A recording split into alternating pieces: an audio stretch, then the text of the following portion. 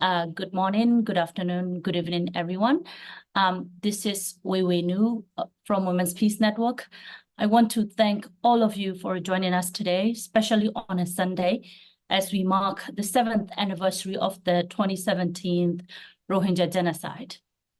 7 years ago, the Burmese military launched the brutal campaign of clearance operation, killing, raping, torturing, arresting, and burning down homes and villages of thousands of Rohingya. These horrific atrocities forced over 700,000 people to flee for their lives, leaving everything behind. Many lost their loved ones. Now, please join me for 30 seconds of silence to honor the victims and survivors of these unimaginable horrors.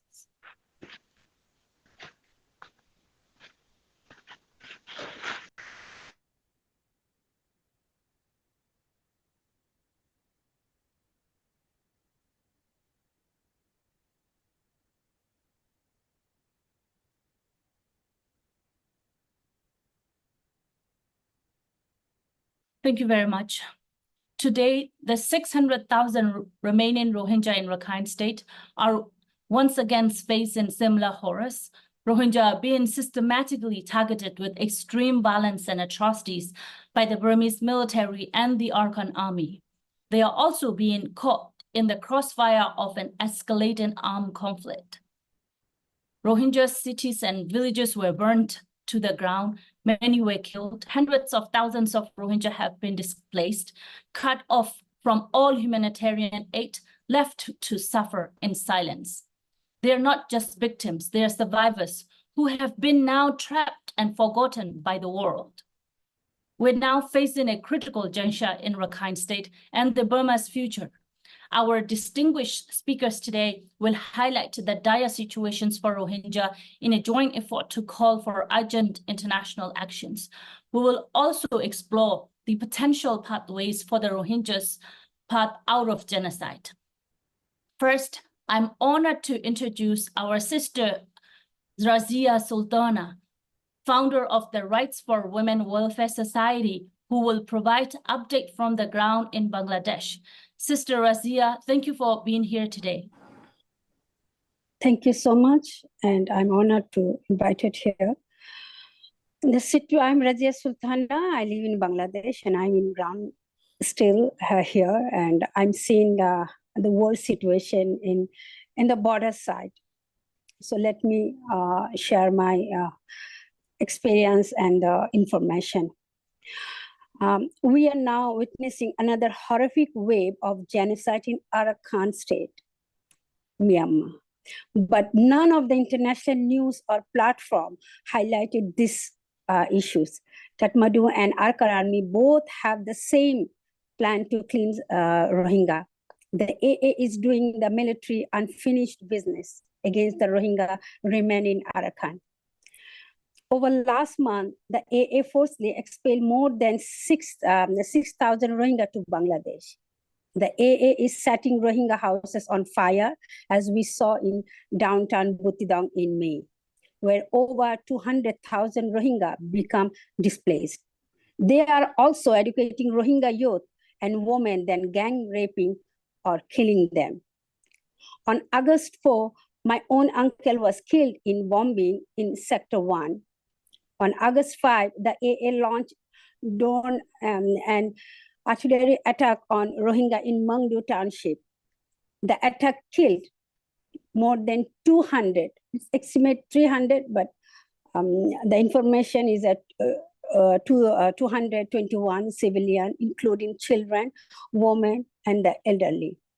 Then on August 13, the AA attacked Rohingya civilian by drone and killed more than 30 Rohingya on the spot.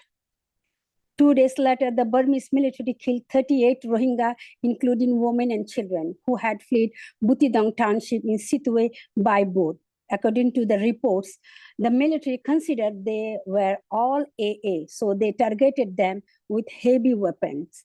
The military then burned the dead bodies, trying to cover up its massacre. On August 18, I lost my aunt when she was trying to pass the Naf River with her injured leg, with her own son. My cousin was able to come across the border, but he lost his mom. We're still waiting for the body, but we didn't find this one. It's very hard to stand in the river when you are waiting for body, and you see a lot of body in the river who is our people. So this is a very heart touching for me. And the last week, the AA slaughtered many Rohingya men and women and children and set fire on 10,000 in downtown Mongdo. Now more than 100,000 Rohingya are seeking shelter west of Mongdo by the Naf River. The border is still closed. They're suffering without food, water, medical care, freedom of movement or communication channel to share their situation. Rohingya dying from starvation. In addition, the AA shooting Rohingya fleeing and jumping into the Naf River, killing many of them. Rohingya are then forced to flee to Bangladesh and dangerous journey, risking torture, sexual violence, drowning, deportation, and even death. Rohingya who reach the country fear being deported. There are already reports of the Bangladesh border guard police detaining and forcibly deporting Rohingya and bearing more than 300 dead bodies arriving from the Naf River. We urgently call on the international community to intervene and provide immediate protection and humanitarian aid to Rohingya in Rakhine State. Furthermore, justice must be served. We demand establish and support to international justice and mechanism to hold all perpetrators. And another issue, even in Bangladesh, they are not reporting anything. Even in the media, they are, yes, they have also problem. They are facing the problem, but our people, just like we are nothing, we are just like animals. So it's like if they are in the water and it's just unknown and nobody care of them, even what to do. I'm sorry about this, and thank you so much for sharing this one. Thank you so much. Thank you very much, Sister Razia, for updating us on these extremely dire situations on the ground. I express my sincere condolences to your family and loved ones and unitedly call for their justice. I'm now honored to have Ms. Mobliga, the United Nations Special Advisor on the responsibility to protect, to address the atrocity situations in Rakhine State and the responsibility of the international community. The floor is yours, Special Advisor.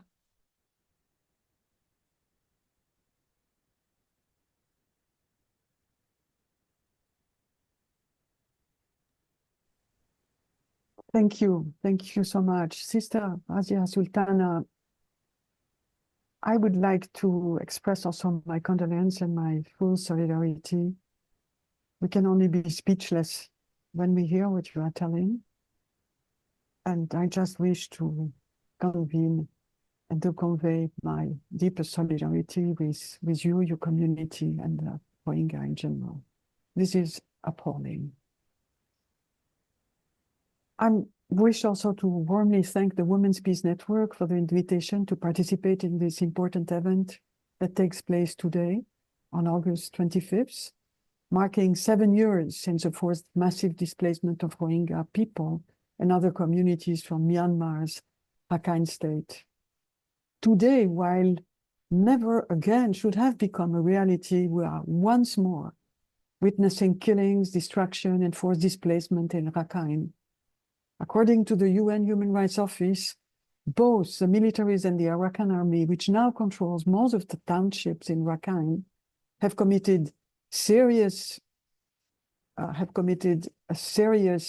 human rights violations and abuses against the Rohingyas, including extrajudicial killings, some even involving beheadings, abductions, forced recruitment, indiscriminate bombardments of towns and villages using drones, artillery, and arson attacks.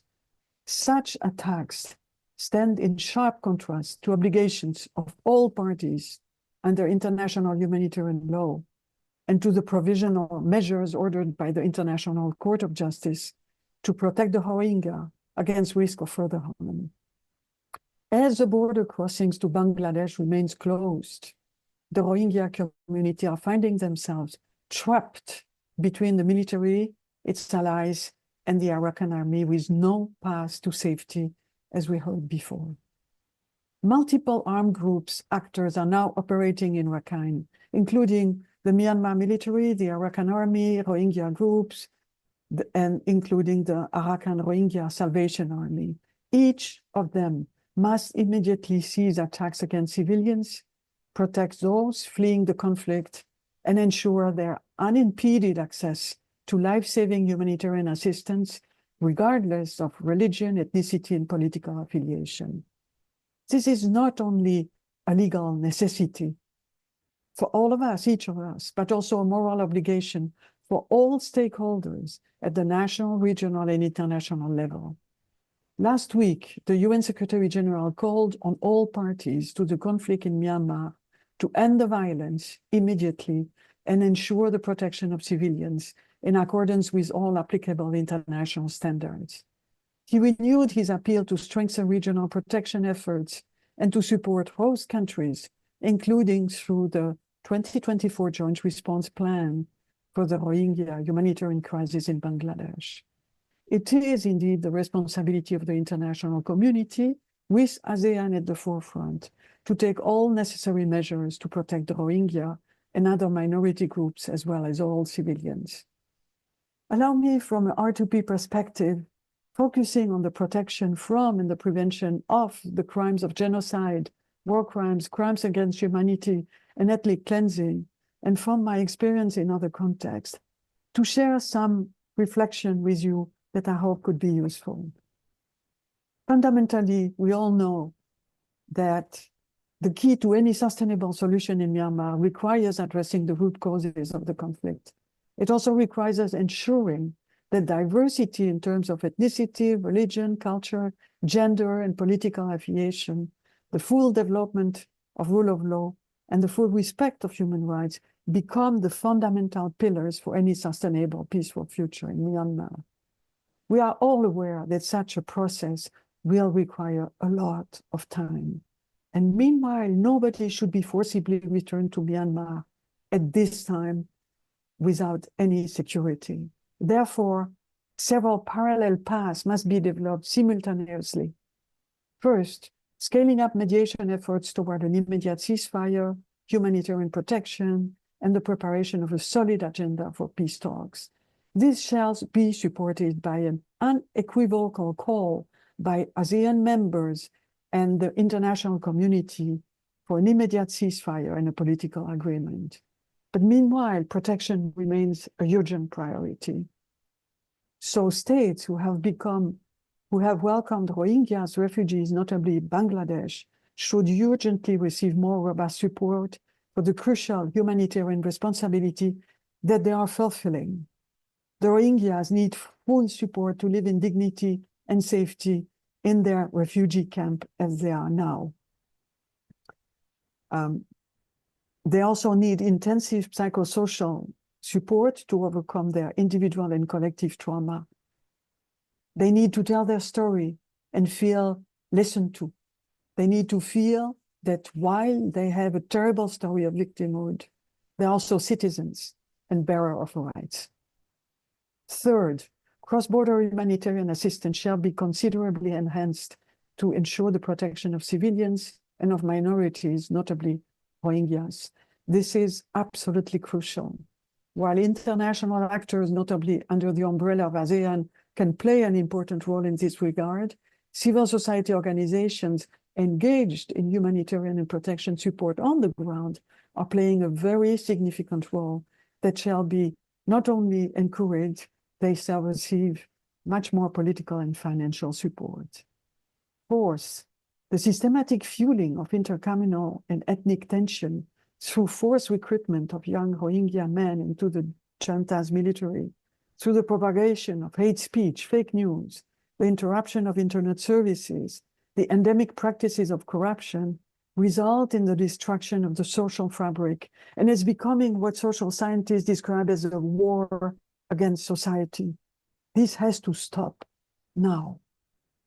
For civilians, whether organized or not, into a non-armed opposition, to resist this kind of warfare is very difficult. It requires the promotion of strong democratic values and principles, as well as concrete measures such as protecting conscientious objectors and deserters, countering hate speech, acting according to democratic practices, and recalling armed actors that they have to protect civilians.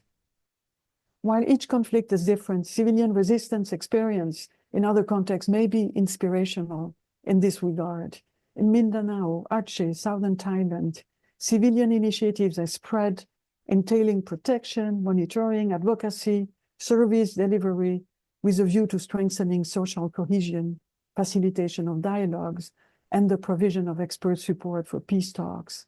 In Colombia, in another continent, for example, communities under threat by multiple military actors have organized themselves in communities of peace, namely territories that they called liberated from armed conflicts, making it extremely difficult for armed actors to further justify their violent strategy. Affected communities have been negotiating with local armed groups to recall their obligations toward civilians. And coming back to Myanmar, in some areas outside the military control, in the Kaya state, for example, new local governance structures have emerged, supported by ethnic groups and activists alike. They are delivering critically needed protection services in the complete absence of a functioning public system. All these initiatives are examples of civilian nonviolent resistance that are not only contributing to protect civilians, they contribute to dismantle the rationale of violence. They represent hope and inspiration for a civilian-led democratic future in Myanmar. Fifth, it's crucial to register and protect all the available documentation and archives relating to the conflict. Already now, it is necessary to protect all cultural and religious places, buildings, document their existence, and protect cultural artifacts. The protection of administrative archives is equally important, in particular, everything that relates to civil and property registers, cadastre, for example. And let me quickly conclude with some elements related to prevention and a longer-term solution. The UN Special Envoy, the UN Commissioner for Human Rights, its Special Rapporteur, the International Fact-Finding Mission on Myanmar that we are going to listen to, the International Court of Justice, and more actors call for the responsible for atrocity crime to be held fully accountable. In addition to legal criminal accountability, a holistic process of dealing with the legacy of past atrocity is absolutely imperative. It shall take into account the rights of victims and the duties of states in relation with truth, justice, reparations, and the guarantee of non-recurrence. The combination of criminal accountability and a holistic transitional justice process are required for any long-term solution. Even more, they are conditioned for its sustainability. This needs to be prepared now. For example, solid methodologies are needed to coherently collect victim testimonies and to register missing persons with the view to adequately complement the work of the diverse fact-finding missions whose mandates are more focused on the legal dimensions. With victims, the testimonies of the victims reveal the profound human, emotional consequences of such crimes. What victims perceive as the rationale of these crimes and their consequences needs to be heard, to be acknowledged, as well as the immense psychosocial devastation that these crimes are producing. This shall be part of dealing with the past atrocity, of addressing the root causes and preventing the recurrence of violence. In his last report, the Special Rapporteur on Myanmar of the UN Human Rights Commission provides an in-depth analysis regarding the volume of weapons and military supplies that the military junta purchased using the international financial system. The good news is that international pressure is working and that the volume has decreased by 1/3. But the Special Rapporteur is urging member states of the United Nations to engage at a significantly higher level of sustained actions in this regard. He recommends inter alia that financial institutions terminate or freeze all financial relationships with Myanmar state-owned banks, including Myanmar Economic Bank.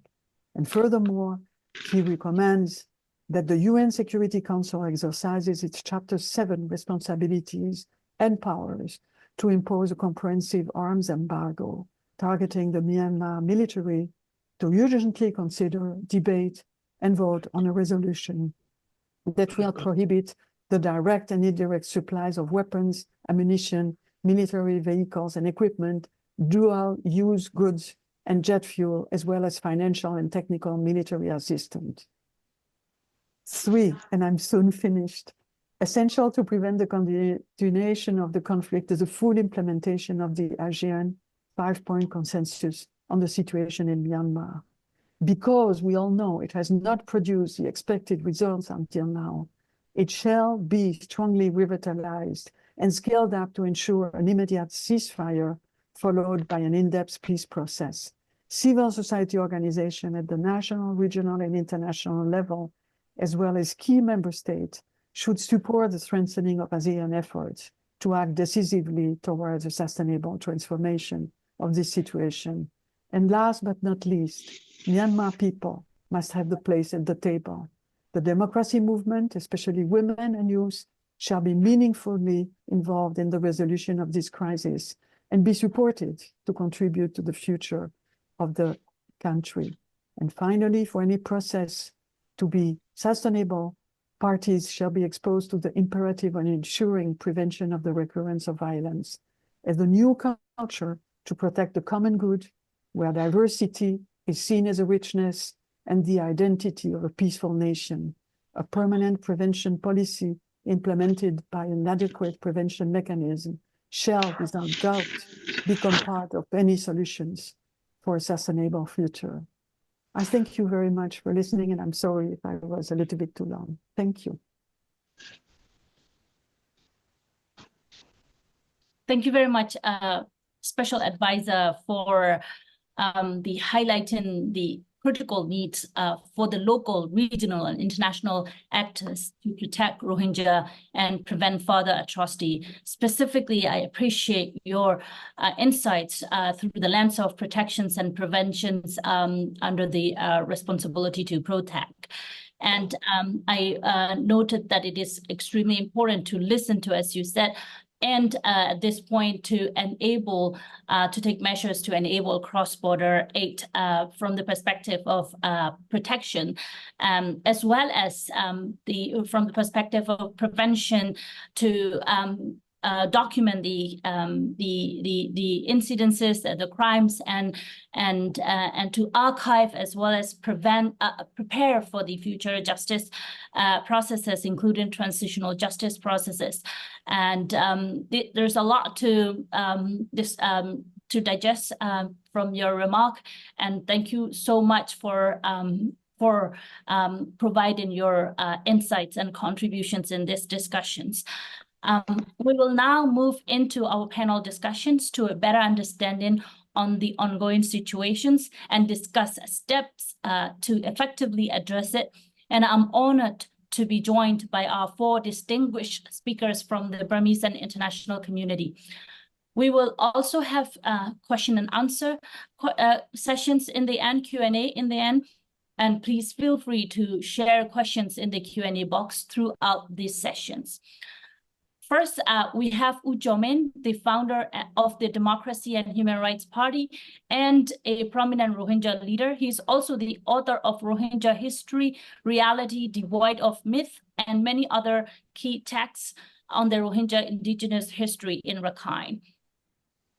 U Jomin, given the recent development, your intergenerational memory, what I would like to ask you, what concerns you the most about the ongoing situations and the future of Rohingya in Rakhine State, Burma?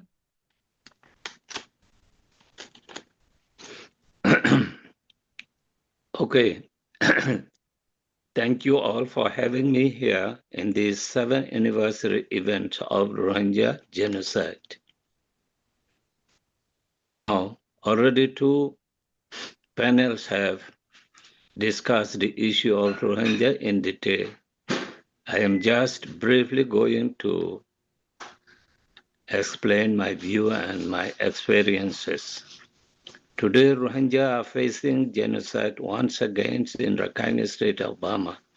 This time, the genocide is more serious as Arakan army join hands with Burma army for mass displacement, mass killing, and burning villages. Genocidal acts were carried out many times in Arakan in 1942, 1958, 1974, 1978, 1991, and finally in 2017. Each time, the push factor of the genocide and the exoduses were the Burmese military. Post-independence, Myanmar governments recognized these Rohingya as an indigenous race of Burma. They enjoyed full citizenship rights until 1962 military took over of their state power. Successive military governments denied this right to Rohingyas. There have been harsh and rash military operations against the Rohingya in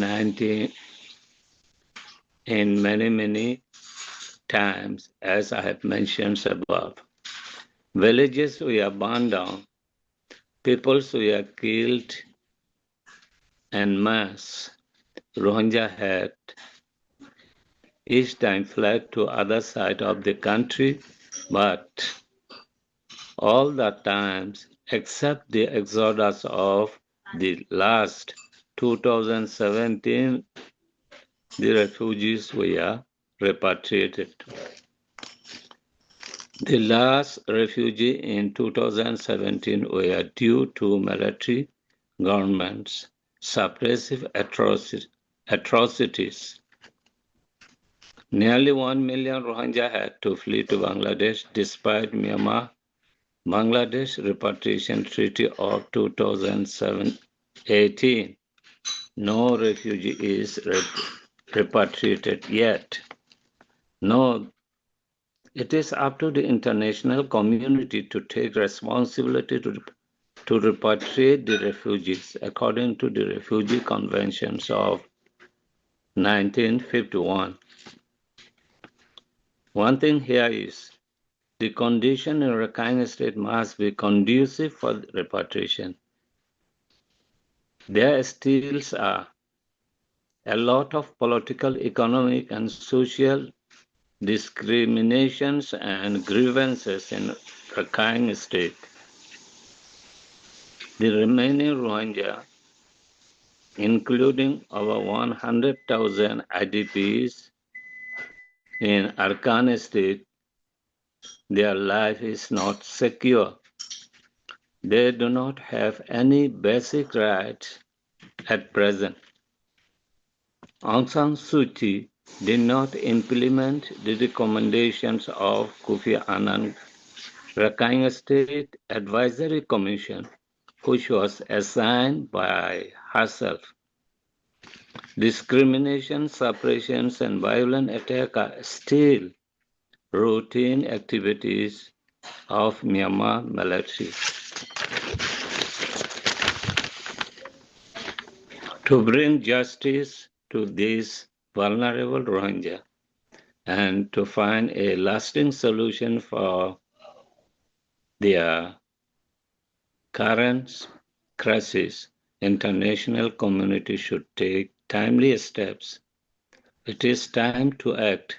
Rohingya are dying in the land, in the sea daily. They are subject to persecution and mass massacre. No one take notice of it. So my appeal to you all, UN and other international organizations, and those who are present in this event, to come forward to rescue these Rohingya. Their survival is on stake now. Thank you all. I look forward to your questions. Thank you. Thank you very much, Uchomin, for sharing some backgrounds of the crisis, as well as highlighting the need for the sustainable solutions and calling for the urgent actions to find the sustainable solutions of the Rohingya crisis. Next, we have Dr. Omar from the Progressive Voice, a prominent human rights activist since 1988 student uprising, and someone who has long bravely stood in solidarity with the Rohingya. Dr. Omar, why is it important to highlight the situations of Rohingya today amidst our decades-long resistance against the Burmese military and in building inclusive federal democracy in Burma? Thank you. Thanks, Wai Wai and Women Peace Network for having me join this distinguished panel. Before I get into that point, I also would like to share my very personal sadness in terms of how things are on the ground for the Rohingya people, whether they are still in the country in Rakhine State or on the border in the refugee camps, because I visited the camp just a few months after the genocide. So that was in February 2018. And I met with, of course, the survivors of the genocide who had to flee across the border, particularly the women and the children. And I made a pledge. I made my commitment. I told them that I will make sure that I'll do all I can to ensure that they are able to come back home to their to their root, their native, to their Rakhine State. After 7 years now, I see that instead of getting some progress and improvement, we're seeing getting worse. People ask me, like, what do we mean by getting worse, right? I think that we can say that the situation is worse now is because back in 2017 there was one army. Now we have two armies in the region where the Rohingya community, the remaining 600,000, are being targeted. And I think for just that particular point alone, to me, being more than 30 years of the human rights activist, in my experience, I can say that it is worse. Marking the 7th year of genocide today, there are 3 organizations, including my organization, Progressive Voice. We issue a joint statement in solidarity with the Rohingya community. And one of our very immediate call is on Security Council to convene an emergency meeting and develop an emergency action plan for the protection and also the humanitarian need. Since especially there is ICJ provisional measures being in place, and now we see that armed actors, including the Myanmar military and the Arakan army, are in breach of their provisional measures, which the ICJ and the other relevant actors within the United Nations really need to address in action rather than coming up with concerns. Now, I want to come back to your point. So why it is so important that we really highlight the situation of the Rohingya today amidst this many decades of our people's resistance against the military. First is I want to say that Rohingya community has always been alongside other communities against the military's oppression. Ever since our time back in 1988, they have been a part of it, but it's just that we, the mainstream community, didn't see that. They were invisible in our eyes as the larger community, where they were joining us in our fight against this military. As I look back to 1988, I felt, because being a part of the Buddhist Burma majority, I didn't realize that. So saying that, I think it's so important now because the People's Revolution over 3.5 years now has already advanced on the ground, gaining the territorial control, reclaiming of their ethnic communities, reclaiming of their ancestral land, establishing this local governance structures like the special advisor was also mentioning in detail. All of these are happening, and yet we cannot leave one particular community behind, especially as they've been targeted with the genocide. The federal democracy that the people of Myanmar, especially the young generation in this Spring Revolution of over 3.5 years, already claimed the vision of this country, the future of Myanmar is going to be a federal democracy that is inclusive and guarantees the equality for all. So as that has been the pledge and the commitment, particularly of the young generations who are now making unprecedented sacrifice to dismantle this murderous military junta and the institution itself as the military, to build a new Myanmar. It is imperative that Rohingya communities' rights and the full restoration of their rights must be addressed now. But saying that, some part of the revolution, particularly in the political process for future federal democracy, there have been some efforts already been made to address for the full restoration of the Rohingya community's rights. But at the same time, we're seeing, for example, the Arakan army not looking into this peaceful coexistence where being the army in Rakhine able to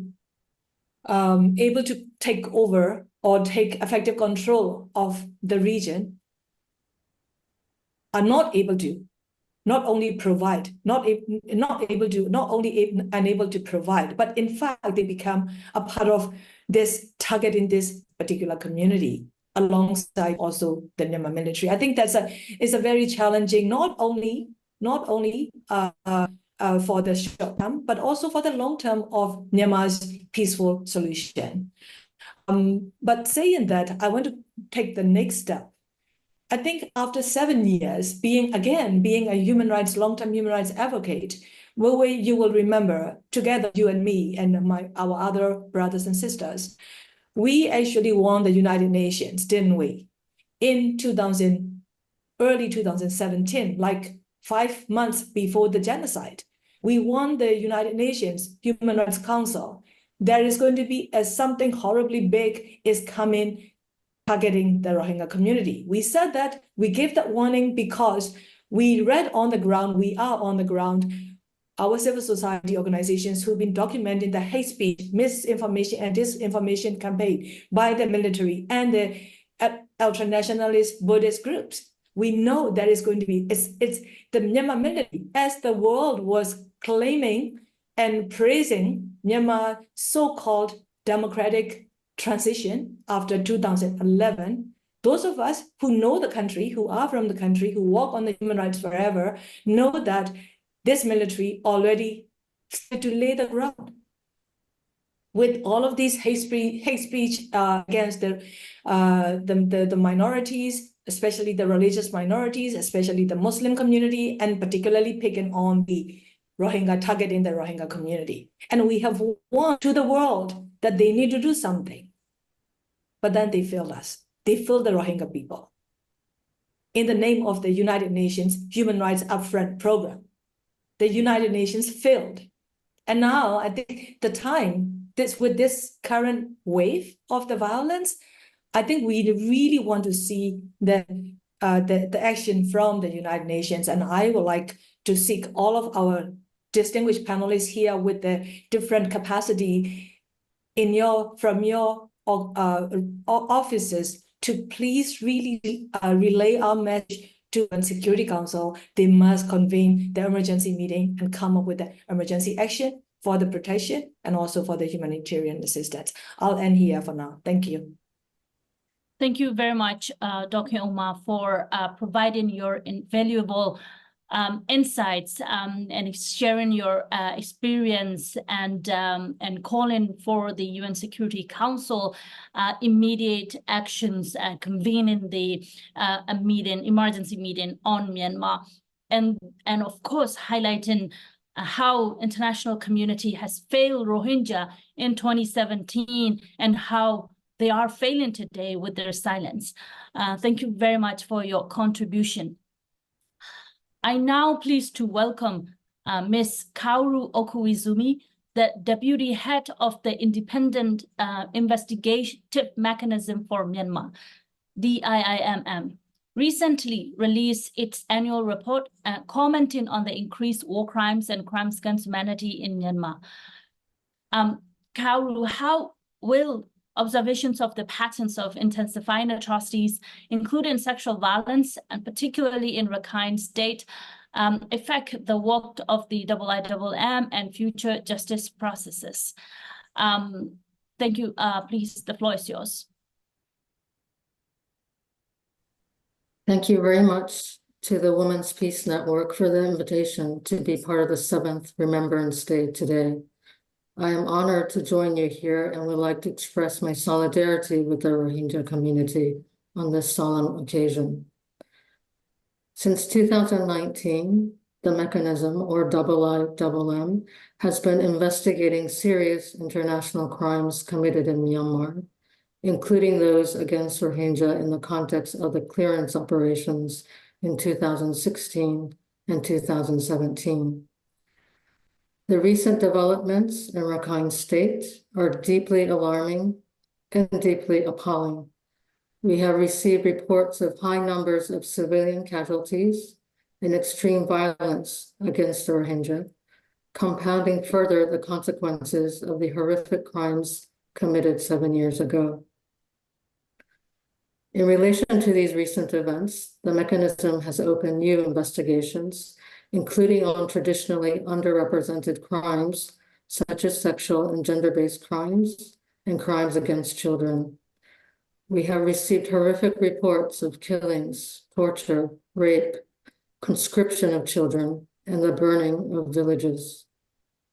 Earlier this month, a drone attack on Rohingya fleeing the violence reportedly killed hundreds of civilians.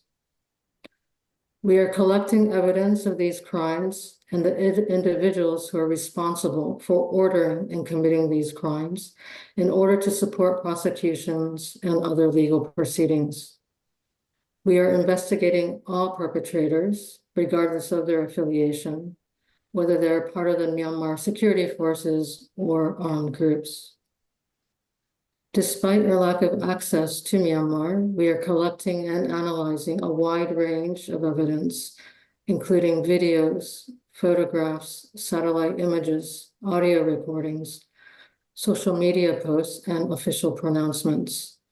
We are interviewing survivors, eyewitnesses, and defectors with insider knowledge about orders to commit crimes. There are now 3 ongoing justice processes in relation to earlier crimes against the Rohingya. Like most cases involving serious international crimes, these processes will take time. However, since the Remembrance Day last year, there have been incremental steps forward. First, at the International Court of Justice, the Gambia has alleged that Myanmar violated its obligations under the Geneva Conventions. The Gambia filed additional submissions to the court in May, and Myanmar is required to submit its response in mid-December. It is expected that the court will thereafter schedule oral hearings in the case. Second, at the International Criminal Court, the ICC, the prosecutor continues its investigations on the crimes against humanity of prosecution and forced deportation of the Rohingya to Bangladesh. Third, in June, the federal prosecutor of Argentina under the principle of universal jurisdiction, requested the issuance of arrest warrants against 25 Myanmar government officials, including the commander-in-chief of the Myanmar Armed Forces, for genocide and crimes against humanity against the Rohingya. The mechanism is supporting all three of these justice processes, and to date we have shared 80 packages, which include over 1 million items of evidence as well as analytical products. At this time, these processes concern past crimes against the Rohingya, not new or ongoing crimes. However, if these processes are expanded to include more recent crimes, or if new processes are initiated, the mechanism stands ready to support these processes as well. By Remembrance Day next year, we expect that there will be further progress in efforts to hold perpetrators responsible for crimes against Rohingya. The mechanism is committed to ensuring that justice prevails and ending the long-entrenched impunity that enables the horrifying and inhumane crimes to continue in Myanmar. Thank you very much. Thank you very much, Karu, for providing your critical insights and walking through the work of the IIM and sharing your thoughts on the current and ongoing justice processes. Lastly, I am honored to join by Mr. Michael Schiffer, the Assistant Administrator of the Bureau of Asia at the USAID. His expertise is crucial in helping us understand the prospect for addressing the humanitarian crisis in Rakhine State. Michael, could you walk us through what could be done to provide immediate humanitarian assistance to civilians in Rakhine State, including by enabling cross-border aid? Ms. Moblica, the special advisor, has raised these questions around humanitarian assistance and cross-border aid as well. So the floor is yours, Michael. Well, thank you, Wai Wai, for inviting me this morning, and thanks to all the members of the Women's Peace Network. And I would also like to add that I share my personal condolences with all those who have shared their stories, painful and tragic, this morning.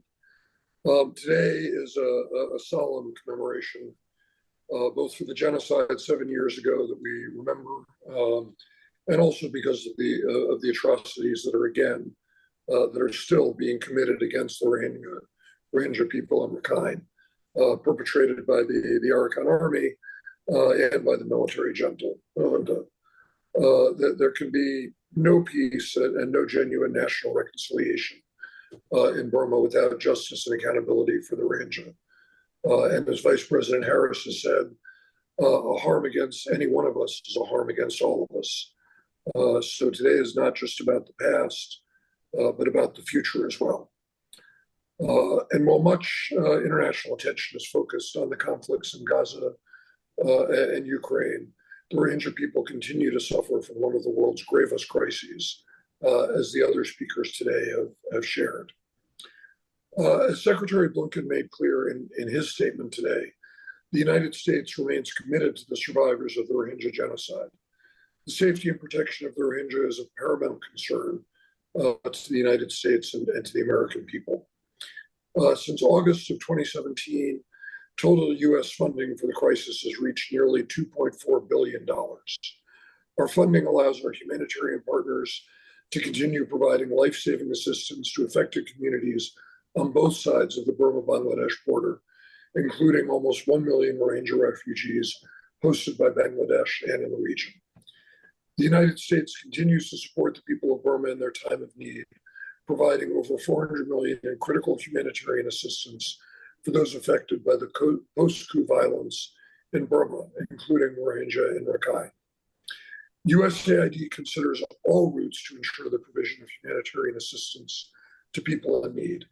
However, as you all know better than I do, there are complex political and operational issues that challenge the use of cross-border operations for assistance at scale, try as we might.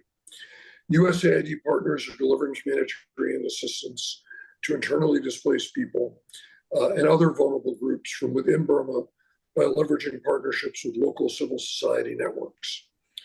We remain deeply troubled by the reports of escalating violence and intercommunal tensions in Rakhine State, and particularly by the atrocities that have been alleged and reported as committed by the Arakan army. And as the AA pushes people closer towards the sealed Bangladesh border, Rohingya are facing a truly appalling crisis. Amid this rising violence, humanitarian access to Burma's most vulnerable population is limited and shrinking, although we are working hard with our partners in the international community and at the United Nations to maintain the space that we can. It is absolutely unconscionable that civilians, including Rohingya and aid workers, are taking the brunt of this increased violence. A ceasefire and cessation of violence is key to humanitarian access in Rakhine states as it is in other areas of Burma. Until there are credible improvements in security conditions and humanitarian access, aid agencies will continue to be limited in their response capacities. And that is an unfortunate reality that we struggle with and struggle against every day. As the violence continues to worsen in Rakhine, we urgently demand an impartial and unimpeded humanitarian access. We expect all parties to the conflict to adhere to international humanitarian law and to maximize efforts to protect civilians. And at the same time, it is non-negotiable that humanitarian staff and all civilians be protected so the critical aid can be delivered. We will continue to do our level best and stand in solidarity with the people of Rakhine and all the Rohingya that are suffering today.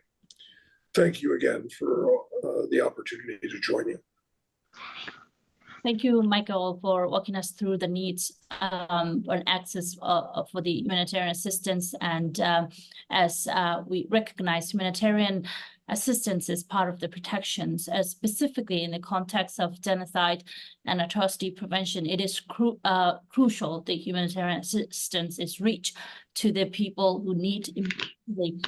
And we hope that we will continue to galvanize these discussions to enable immediate humanitarian assistance into Rakhine State right now. Because we are hearing from the ground that people are facing starvations and famine due to the lack of humanitarian agencies and assistance in Rakhine State at this moment. Now, since we have run out of time for the further questions and discussions, we'll just open the floor for the Q&A. I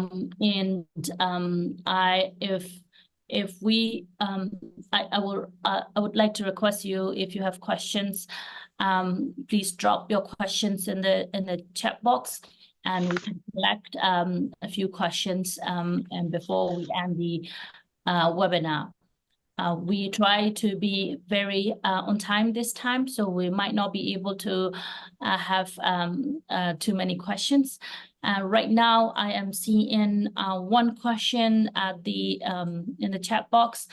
I will direct this question to Ms. Ogoyi Zumi and Mr. Michael Schiffer or any other panelists who want to answer.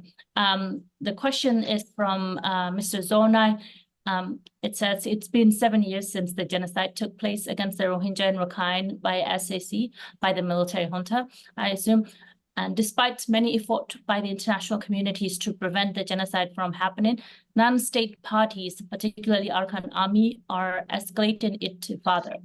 Is there any mechanism that the UN and the international community can take actions against those non-state parties? How feasible is it to conduct an independent investigations? If not, what is the alternative way to bring the perpetrators to justice? Ms. Kauru, if you could kind of take these questions and answer, that would be great. Thank you. Yes, thank you very much for the question. The mechanism, the mandate of the mechanism allows us to investigate any perpetrator regardless of affiliation. That means, therefore, that we are investigating not just the Myanmar military, but also armed groups, including the Arakan army. We have to build our evidence, we have to build our cases, but please be assured that we are looking at all perpetrators of serious international crimes in Myanmar. Thank you. Thank you, Kauru. Is there any, Michael and Andy Kyoma, if you'd like to address? Yes, Andy Kyoma, go ahead. Thank you. First, I would like to actually also propose that we all see Arakan Army not as a non-state actor. I think we need to see Myanmar as a whole is now moving into the new Myanmar. It is as much as the Myanmar military is not a state actor, the other actors, including the Arakan army, is not non-state actors either. In that case, that's the very reason I propose this Security Council convene emergency meeting, where they also talk about how the actors on the ground, including the Arakan army, will actually comply with and implement the additional measures of the ICJ.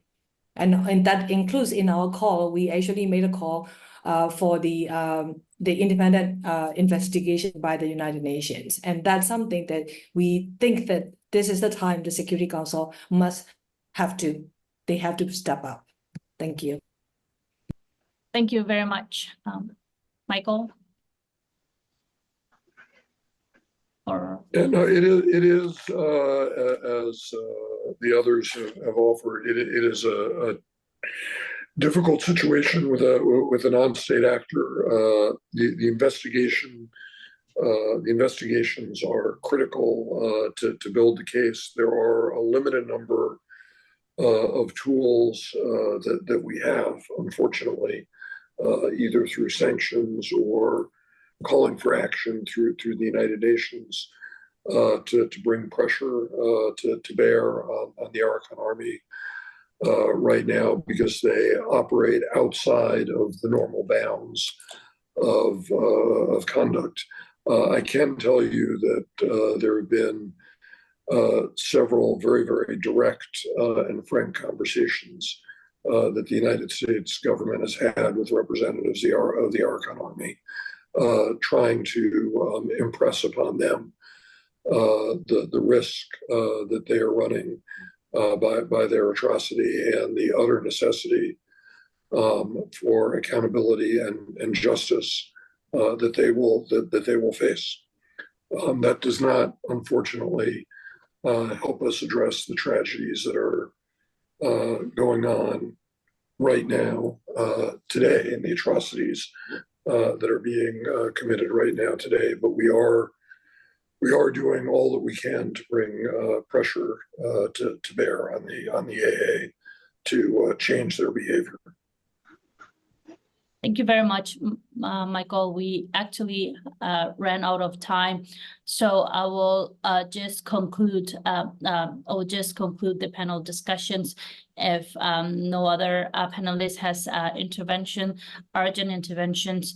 Apology for going over time a little bit. I hope you're gonna bear with us for a couple of more minutes. We have a special video from the Special Advisor Alice and the Renu to provide closing remark by the video. Dear experts, ladies and gentlemen, I'm honored to address you at this important event to shed light on the need for increased protection of the Rohingya in Myanmar. Please allow me to start by thanking the Women's Peace Network for the invitation, and in particular, Ms. Wai Wai Nu, founder and executive director of the Women's Peace Network. Today, we discuss a pressing and urgent topic, one which I have addressed multiple times in the recent past, And just a few weeks ago, through a joint statement issued with the Special Advisor on the Responsibility to Protect regarding the escalation of violence in Myanmar. In that statement issued on 29th July, we expressed our shared concern about the increase of violence and conflict across Myanmar, with indications that serious crimes under international human rights and humanitarian law continue to be committed. We also raised the alarm to the fact that despite provisional measures ordered by the International Court of Justice in January 2020, the Rohingya in Myanmar, including women and children, continue to suffer from targeted killings and indiscriminate violence, including by airstrikes, shelling, burning, landmines, and unexploded ordnance.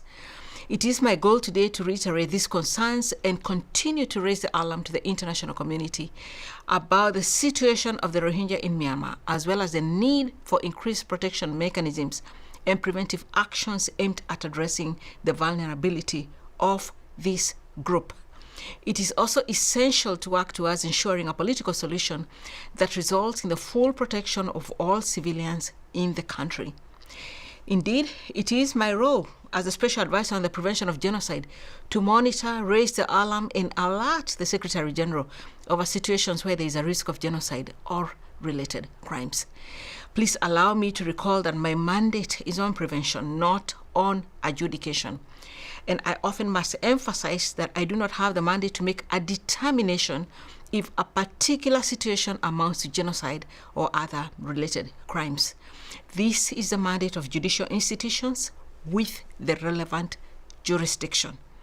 So that being said, as I mentioned, I am mandated to raise the alarm when risk factors and indicators of the risk of genocide are present in a specific situation, as a means to exercise early warning and call for effective and timely prevention responses.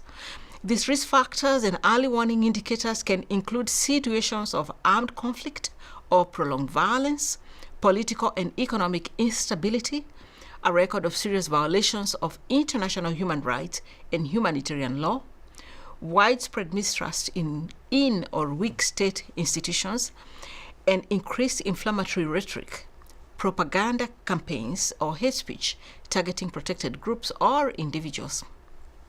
So, esteemed colleagues, so as of today, more than 3.2 million people have been internally displaced, with young people, boys and girls, reported to be leaving Myanmar, trying to avoid conflict and enforce military conscription. So I would like to reiterate concerns raised by the High Commissioner for Human Rights in his statement to the Human Rights Council on 18th June, which described serious allegations of targeted violence against the Rohingya by both the Arakan army and the armed forces. The Rohingya have suffered decades of discrimination, dehumanization, deprivation of their identity and of their basic rights. The extreme violence witnessed in 2017 against the Rohingya, in which they were killed, tortured, raped, and burnt alive, much of which was preceded by hate speech and actions aimed at humiliating the members of this community, all of this on no other basis than their identity. This should never be forgotten.